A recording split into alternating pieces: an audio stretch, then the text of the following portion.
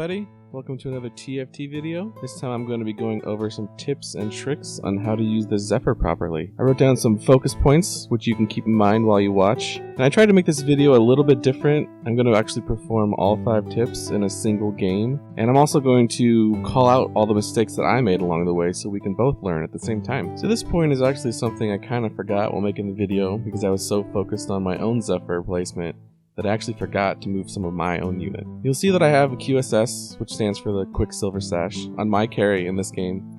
And my Zephyr is even denied at least once because of the enemy QSS, which is really unfortunate. Now this came up a few times where there were no units on the enemy board where my Zephyr was placed because I was expecting a different matchup. Scouting is very important because you can't just pray that your Zephyr hits the right unit. The enemy teams also move around their units all the time, and so you gotta keep up and move your Zephyr accordingly. And if you enjoy videos like this, do me a quick favor and hit the like button, maybe smash it 5 times to let it know you really mean business, and then maybe hit the subscribe button too, just so it doesn't feel left out. One of the best units to put a Zephyr on is actually an assassin unit, because assassins you can place anywhere on the board and they're never really out of position. You can put it in the front line, back line, on the side, and it'll always be jumping to the back.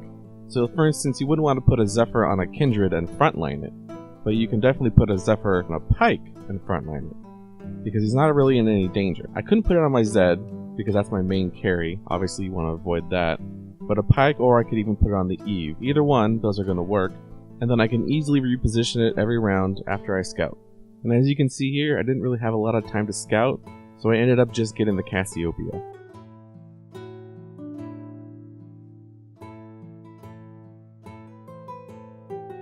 The second tip we're going to go over, I'll just call the Scout and Drag. And basically what you're going to do is bind a key on your keyboard or your mouse so you can scroll through the other team's boards while you're actually holding your unit on your mouse. As you can see here, there's an outline of the Pike that I'm moving around, kind of so I can mentally prepare where I'm going to put it while I'm scouting the other boards. So this gives me an advantage of not letting them know where I'm going to put the Pike until the very last second, so they hopefully won't have enough time to react. In this case, I was aiming for the front line, which could have hit either the Yone, Aatrox, Sejuani, or Nunu. As you can see the mirrored effect of the Zephyr, by putting it back on the right side, 2 squares up, you'll see the Zephyr Tornado show on the left side, 2 squares down. It might take a little getting used to figure out exactly where to place your Zephyr, depending on what square you're actually trying to hit. It does help by letting you see the tornado when you move it, so you can maybe go and practice that a little bit so you get a better grasp on where you need to place your Zephyr. I typically also normally put my Zephyr back into the place where it was at the previous start of the round, because this way the people I haven't faced think that I have not moved my Zephyr at all, and they don't realize that I'm moving it back and forth every round.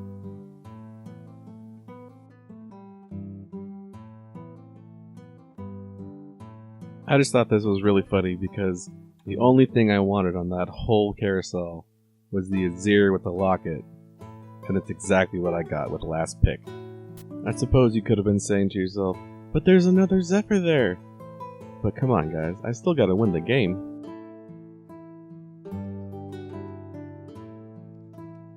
So this is just another example of using the Scout and Drag. I didn't hit last time when I was trying to get that Jhin 2 when I put it in the corner. And honestly, I haven't really been scouting enough of keeping track of who I faced, and obviously I blame the fact that I'm trying to make a Zephyr video because of that.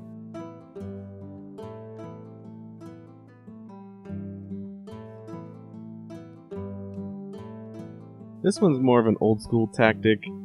The idea is you put your Zephyr on the bench, and maybe people will actually overlook it and not realize that you have a Zephyr. Now, of course you've been using one for the last several rounds, so they should remember. But you never know, there's a chance.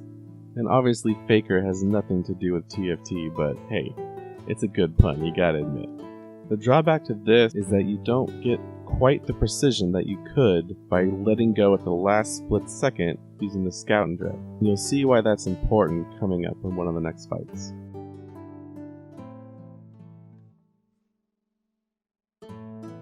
This was a decent item for Zed. Obviously I was hoping for a Hurricane or a Rage Blade or even a Hodge, but you know, BT will work. So as you can see, I leveled up to 9, and I was rolling down trying to hit something big, and I didn't take time to scout to know where to put the Zephyr. But I did remember that big, scary Nunu 3 sitting on the front line, and the longer I didn't have to fight that Nunu 3, the more time my Zed would have to rip apart the rest of their team.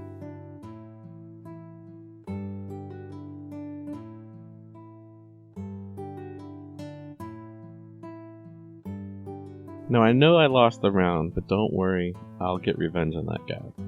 The last tip we're going to go over is known as the Zephyr cheese.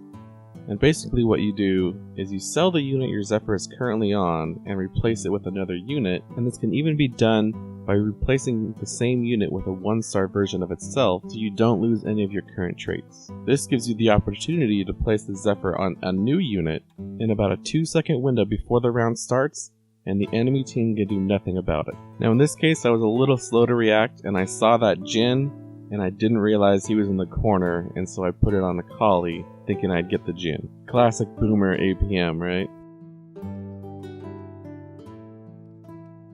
Now this round I honestly was just more concerned about getting that 2-star Azir and what I could sell to get it now instead of trying to lock it and potentially lose the round. I saw that 3-star Vigar and the Azir right with my Akali with Zephyr, so I thought I'd be good enough for now. Turns out I got the 2-star Zillion, which is probably the best I could have hoped for.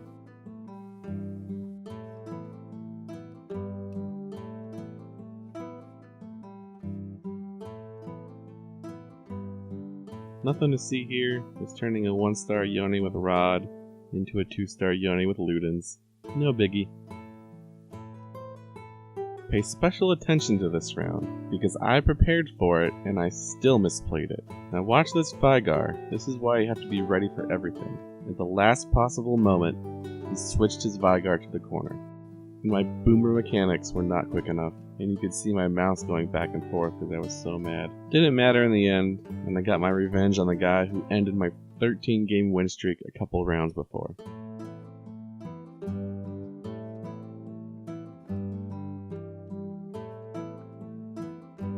Now I'm not too proud of these last rounds as I played them horribly. You can see that I actually ended up switching my Akali to the wrong spot. I was trying to get his Jin in the corner and I put it where his Thresh would have been. But that still didn't even matter because he switched it while I was switching. So I didn't even switch it fast enough to check that I was doing the right thing. The Zephyr ended up on my Akali because I was showing everybody how to do the Zephyr cheese. But unfortunately, wherever my Akali goes, my Zed has to go.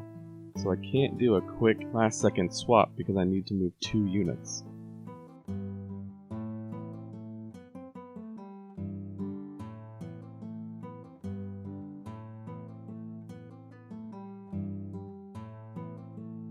And so we come to the next round, where I'm spending way too much time deciding should I put in a Zillion, leave in Kayn, or put in Azir. By the time I decide on Azir, put the Morello on Yone, I have 5 seconds left to scout his board and see where I should put my Zephyr. I don't know if anyone's noticed, but this whole time my Yone has not moved from that spot on the right side. And because I don't have enough time to scout his position, I just switch my Zed and Akali back to the left side and leave my precious Yone served up on a silver platter. As soon as I see him go up in a tornado, I already know it's GG.